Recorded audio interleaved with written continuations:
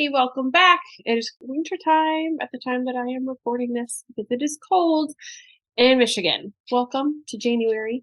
Welcome also to the time of year where we sometimes might come in with like a head forward focus into our goals. We also sometimes can forget some major pieces that are going to be really important when it comes to us continuing to see the results of that goal and what we're focusing on.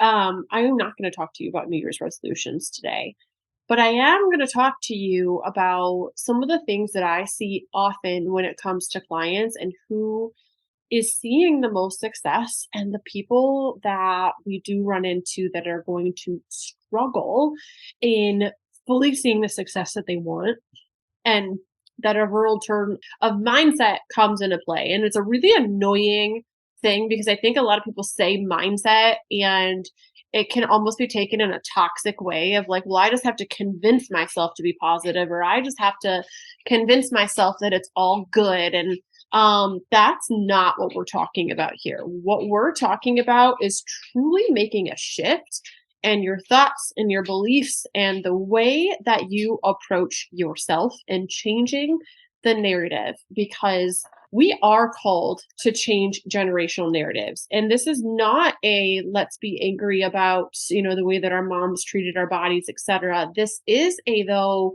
recognition and a grace for what they may or may not have known. And you cannot have grace without truth. And grace does not negate the need for truth. And the truth is sometimes, though, that the way that we were raised to look at our bodies and approach our health was sometimes very focused on like a scale number or weight loss focus and a pant size and all of these kinds of things. And while it is okay to want to be at a healthy size, it is actually healthy to want to be at a healthy place. What that healthy place is not a certain gene number for everybody, or it is not a certain scale number. We have to recognize that if we're chasing a scale number, we're chasing a moving target. If we're chasing a pant size, we're chasing a moving target. And you're going to miss your progress all along the way if that is your only measure of whether or not you are seeing results. And what I mean by that is you really have to get deeper into what is your why. Why is that number on the scale so important to you? Why is that pant size so important to you? And oftentimes when we dig into this, we see, well, the last time that I was at that number on the scale, I remember feeling a certain way. Or the last time that I fit into those pants was before I had kids, and I remember feeling confident, or I remember feeling good and when I put my clothes on, or I had more options of clothes to wear, or my spouse looked at me differently, or I felt more comfortable in a bathing suit, or whatever that is. So what you're saying really is that you're after the feeling of what that pant size or that number on the scale, or whatever that is going to give you. And very often I have seen people achieve the pant size and the number on the scale, going about it all the wrong ways with the wrong intentions. And they did not get the feeling that they wanted out of it. And so it's really important to keep in mind that you have to focus on the feeling rather than just the number. The number will come, but it may not come 30 days from now, and it may not come 90 days from now, and it may not even come 180 days from now.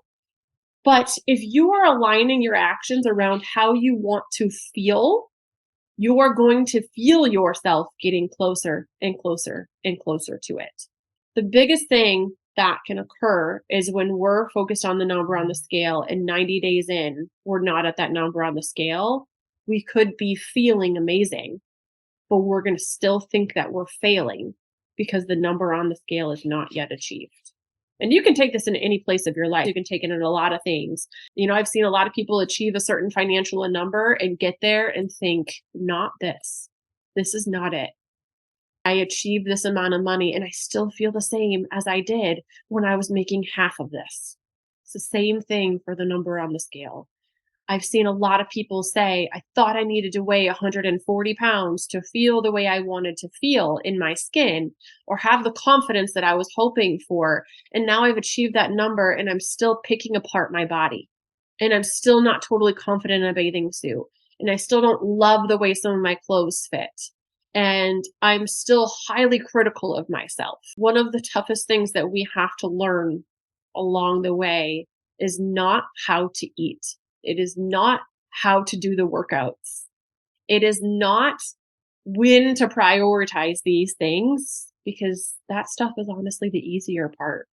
The toughest thing along the way is to change the narratives, the thoughts, and the beliefs and the stories that we tell ourselves around what we think achieving something is going to give us. It's not wrong to have a goal, but you need to learn through the process and learn to fall in love with the journey of the goal as well, because the journey of that goal is going to be where you learn what you need to, that when you do achieve that goal, it stays and it's sustainable for you.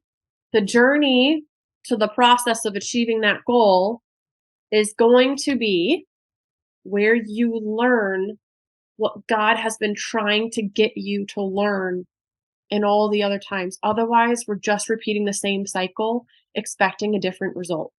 If we go into the beginning of this year ignoring the fact that that number on the scale is not going to give us the confidence, but that's what we're waiting for. And we're not celebrating the wins, the successes, how we're feeling, and the little shifts that we're feeling in our body along the way. And we're not learning to cherish what God gave us and focus on finding our strength in the body that God gave us. We're not focusing on doing things for a different reason than we have done them before. We're repeating the same cycle and we're going to end up back in the same spot. And we may or may not achieve that number, but either way, we're still going to feel defeated. And like we did not get where we wanted to get to, and we didn't get the feeling we want out of it when we do. So it's really important to take in mind and consider, why do I keep repeating this same cycle? And God's going to keep giving me the same lesson until I learn what I need to learn from it. So what is God trying to teach me right now? What do I need to learn to fall in love with about my body through this process? And how have I been beating myself up and tearing down the vessel that holds my soul that God gave me? And what is the narrative that I could shift? And how do I need to do it differently? And more than likely, you don't know how to do it differently. Because if you're like me, you grew up in Snack Rolls generation, where it was always about dieting and it was always about a number on the scale and it was always about a pant size. And that's what we chased. And we lost ourselves through the process and we forgot to appreciate the vessel that we were given. And we forgot to take a step back and look at how powerful we are in our body. And through that process, it led to us hating our period. It led to us hating being a female sometimes. It led to us talking poorly about what it takes to be a female and all of these different thought processes that have come into it. So I'm going to encourage you this time of year that what if you did it differently? What if you learned to fall in love with yourself along the way? And it doesn't mean that you don't have a goal. But what if the reason for that goal is because you love yourself so much that you want to feel really good? And what if instead of 160 pounds on the scale, you felt the way you thought 160 pounds would make you feel at 170? And you learn to fall in love with feeling good versus a number on the scale. In 17 years of being in this industry, I have seen a lot of people who have a desired number on the scale and they feel terrible in their skin and they don't love themselves any differently. And they are unhealthy on the inside, regardless of what the scale is telling them. And I have seen a lot of people who, according to a lot of the numbers, would be unhealthy on a scale who are actually very healthy and in a really great place. While weight loss is absolutely okay to have as a goal, you need to make sure that the reason you want to lose weight is coming out of a place of love for yourself. It's coming out of a place of appreciation for your body. And the ways in which you are going about it are to nourish, respect, and care for the vessel that God has given you and treat it the way that it was meant to be treated. What if you change that narrative, not only for yourself, but your kids saw you changing that narrative and other women around you saw you changing that narrative? And what if you could inspire a shift in the way that women look at their body, all because of the way that you're treating yourself? The only way that this changes is if we take the action ourselves. Somebody else is not going to change this for us. But a lot of times when we're looking for a number on the scale or a pant size or the goal, the words I hear people describe that they're looking for is joy, freedom, flexibility, confidence, self-love. Those things are established in the journey. They are not established by a number. Until we learn that piece, we will continue to repeat the cycle.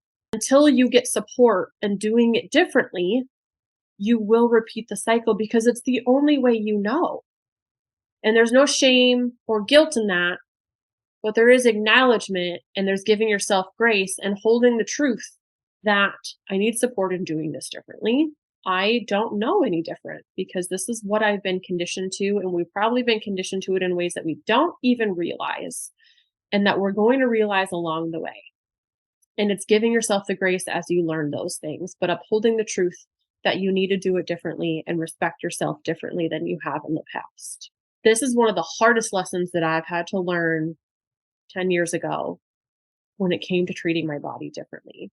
It is also one of the biggest pieces that transformed my relationship with food and the way that I choose healthy options. It is the biggest thing that gave me the confidence and respect to choose to be consistent with nourishing my body versus giving in to other things, because I wasn't doing it out of a I have to or a place of hate for my body. I was doing it out of a place of love and respect because I genuinely appreciated how good God designed my body to function and feel.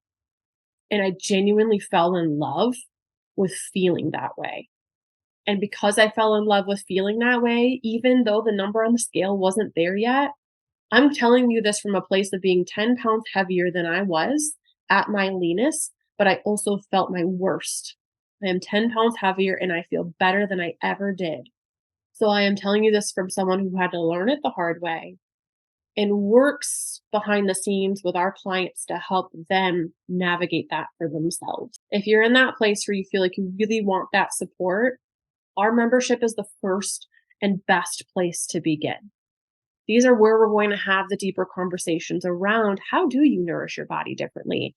And when you are in this place where you're just so overwhelmed with all the information that's out there, how can you take up an approach where you're learning to love the body that God gave you and treat your vessel with respect? And what does that look like? And gain support from a community of women who are also trying to do the same thing. If the membership is something that interests you and you want to take action on it today, use the code podcast and there is a link below. And I would love to have you join our community for 50% off of your first month's dues. Our membership is a month by month membership.